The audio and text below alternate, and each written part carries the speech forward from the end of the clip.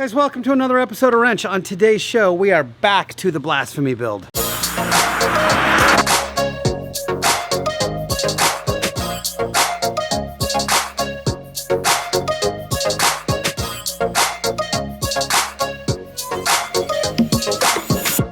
Right behind me here is a 1969 Porsche 911 S, yes, I said it, powered by a twin-turbo Subaru EZ30R. I got this car as a race car shell. Over the last 3 years, I built it into the car you see today, but it's not done yet. I've got a few critical systems that need to be finished yet, not the least of which is the cooling system, the charging system, the braking system, the shifting system, and the interior. Otherwise, it's almost done. Today, we're going to jump into the charging system and the cooling system. Let's get right into it. All right, so car has been disassembled and put back on my Chip Foose inspired dollies. I've also taken the seats out of the interior, cleaned it up a little bit, and I'm kind of getting ready for what we got to do today. So here is the Subaru Alternator, and normally what happens here is there's an AC compressor and a power steering pump and a tensioner that goes right here. And you kind of pull this thing up, it's got a pivot arm, and that's how the belt tension happens. I've ordered this much shorter belt from Amazon, and also this heim joint here, which I can bolt into here and then down to this part of the block. As I loosen this thing up, this will pull the pivot arm and then tighten the belt. A couple of issues. Number one, this thing, which normally houses this tensioner wheel, is interfering. And then I have all this extra meat that doesn't need to be here. And then also, the heim joint here bolts through fine because this is a smaller bolt, but it doesn't fit here. There's a larger bolt that goes in the block here, and it doesn't work. So I've got a couple of different options here. I can either, from scratch, make sort of a washer situation that can screw into this heim joint, or I can try to drill this heim joint out a little. The problem is that the interior of this heim joint rotates. So you can't really get a drill in there and drill the thing out, at least as far as I know. So I thought what I would do is put a couple of tack welds here and just drill the thing out. This actually doesn't need to flex. It just needs to be where it is. But the flexibility part could be on top here. So if I can pull that off and make this thing secure, I mean, it just needs to be drilled out like a couple of microns to fit the right bolt through it. So two things we're going to do: get this thing slimmed down by cutting off here and getting this nice and smoothed out, and then try to get this thing secure here, and that is where we're going to leave it. Next, I have to install my dime PSI radiator lines that go from the radiator here up around the wheel well and then duck back into the center tunnel of the car where I have the other lines waiting for it. So those things have to happen as well. That gets me the cooling basically from the radiators all the way in the front of the car, all the way to the back of the car. Then I have to figure out the routing of how I'm going to get coolant from these two pieces out and then maybe into my overflow tank that I designed a few episodes ago. I haven't fully figured out the architecture. In fact, if you guys are Subaru people, maybe you can give me some input on how to route some of this cooling. But that's my plan so far, is to go out from here into my overflow tank and then down and to those lines and blah, blah, blah. So let's get started with this bracket. I think I'll start by cutting this bracket and getting this all cleaned up. And then once we're there, starting to address what we're going to do with this bad boy.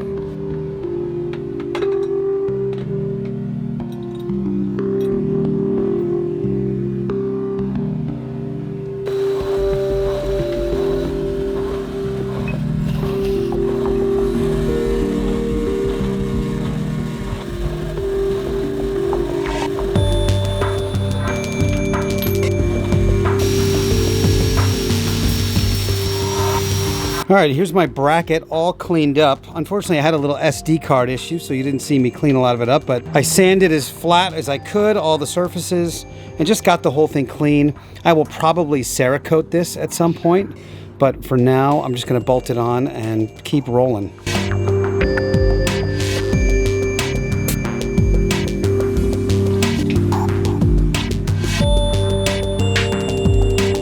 All right, so the next phase is I've got to drill out this heim joint, which again moves independently of its encasing metal, but it's like I need a 1/10 of a millimeter to get this thing to fit. It's so close.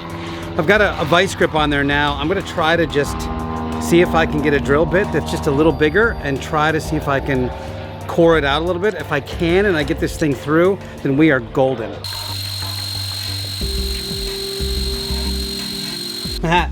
Literally nothing.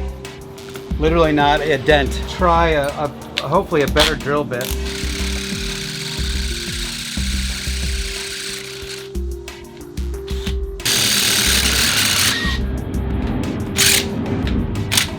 My other option is to try to weld something a little bit. And I can also make my own version of this, which might be what I have to do, which is cutting this off and then welding some washers on. In fact, that might be the easiest way to go if I can't drill this thing out.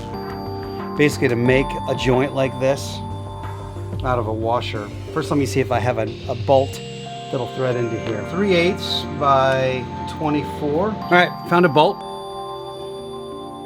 Nice Allen bolt here. I think what I'm gonna do is I need to find a washer now, maybe 2 washers, then weld the washers up so they're kind of one unit. Basically, I've got to recreate this thing, this shape. Got washers with a circumference of my piece and can fit my bolt through. Just gonna double check on the car really quick and then figure out how to tack these together. Doing a triple stack of washers.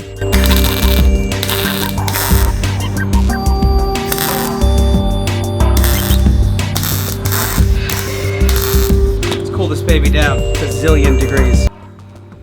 Okay, so I've got 3 washers I've welded together to give me the right thickness. I'm gonna try to clean this thing up now on my belt somehow. I think I'll probably just throw a bolt in and Michael Bolton.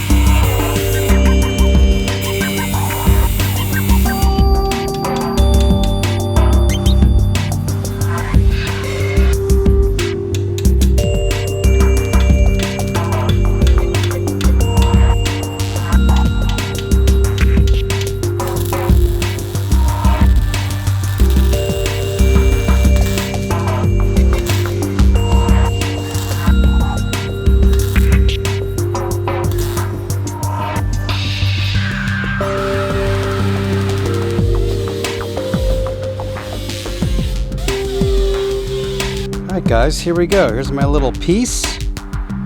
We're gonna see if it works and then I'm gonna paint it up. All right, so I have a loose alternator and in theory, I should be able to tighten this. Sometimes in these times, you gotta just tighten your belt. There we go. Yeah, there it is. That looks like a well-tensioned belt. Sweet. Tighten down these lock nuts. That is it. Let's go. All right, so this thing came out great. I'm super psyched about it. I've got nice, tight belt tension. This thing looks really good. My plan worked, and here's my new little bolt that I made. Yeah, stoked. Check that out. All right, that was a very successful first project of the day. Before we go on to part 2, I need a drink. I need a bit of caffeine.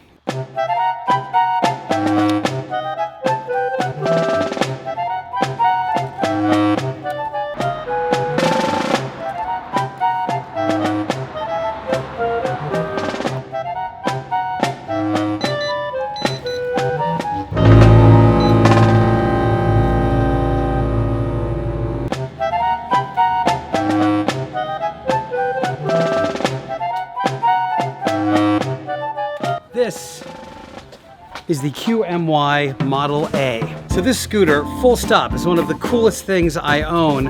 In fact, I had hundreds of rides on Lime and Bird scooters before I got the Qmi Model A. And I've had it now for over 150 miles of scooting. So when I lived in San Diego, I would almost exclusively ride Bird and Lime scooters if I were going 3 miles or less. Unfortunately for me, I I live right by an airport, and there's a geofence around the airport that limits Bird and Lime scooters to 3 miles an hour. So imagine how excited I was when QMI reached out and said, we have this badass new Model A scooter. We would love for you to check it out for your viewers. So if we look really closely here, you can see how absolutely hammered and dirty this thing is. And that's because I've put over 150 miles on this very scooter. And the reason I've done that is because it's awesome. So out of the gates, this thing has headlights, taillights, an electronic brake, accelerator, a horn, and the ability to change driving modes from walking, which is like 4 miles an hour, to a medium, which is 8 miles an hour, to a max speed of 15.6 miles an hour. However, I've literally, just before I shot this video, found out on Amazon that you can unlock this thing to 21 miles an hour, which I did, and it got rid of my biggest gripe with the scooter, which was it wasn't quite fast enough for me. I'm an experienced rider who wanted a little bit more power, and now that this thing goes 21 miles an hour, I have almost no gripes whatsoever. There are a lot of really cool features, not the least of which is right now it's in locked mode. So when you turn it on, you can't actually move it anywhere, and that's because it's locked. You actually need this NFC tag to unlock the scooter as such, and now you can roll it and take off. It's got a horn, which I don't love, but it's got brake, accelerator, and then a manual brake here. Now, this looks kind of ugly, and the reason why is that this piece broke like the first week, and that's supposed to go over here and make this thing look lovely. But two things I found. Number one, it was really rattly. Like when I was going down the road, it was really rattly. And then when I actually started using this foot brake a little bit, it broke right away. So that's gripe number two. It does not affect the foot brake at all, which is all metal. One thing you'll find about this is that it's really, really well built. It just feels super solid. I love how it looks in gray and white. And like I said before, it moves really well. A couple of quick specs. 450 watts, 21 miles an hour. It costs $599 on Amazon. And the best thing about it is this.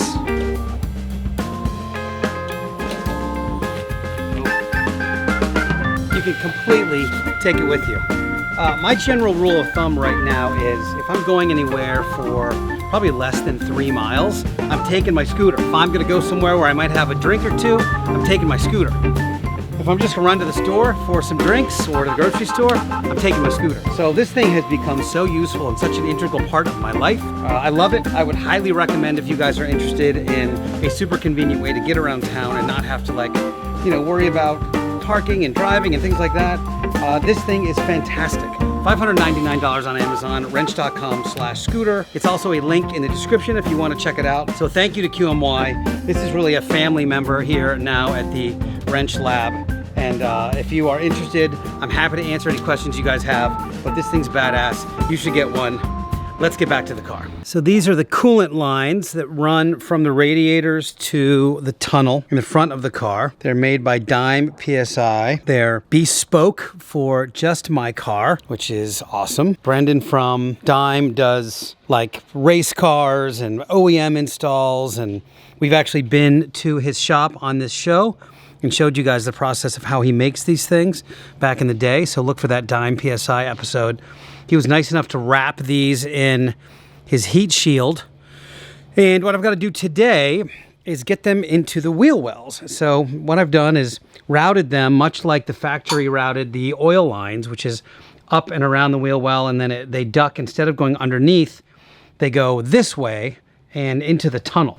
They basically come out of this outlet here, and they loop around. They go all the way up in the wheel well, and they get zip tied. I have these mounts that I've already welded in that are all finished now, and they get zip tied all the way in and up and around. Then they connect to the tunnel lines, which then run all the way back. Of course, it's heat shielded and everything that we've done in preparation for this. And they come underneath the car, and they come out right there. Then it gets a bit confusing. I'm not exactly sure what I'm going to do here, but I can run a line right to the thermostat, which is down on the other side of the motor. And then another one needs to come higher, and I have that line as well. And that's going to connect to, I'm not sure yet. It could go to a water pump. It could go to these lines here, which connect at the top of the engine. This stuff gets plugged There's a whole bunch of different spots that need to get tweaked here, but generally these two lines from the radiators to the tunnel basically wrap up that section. I need to figure out what to do in the back end of the car here.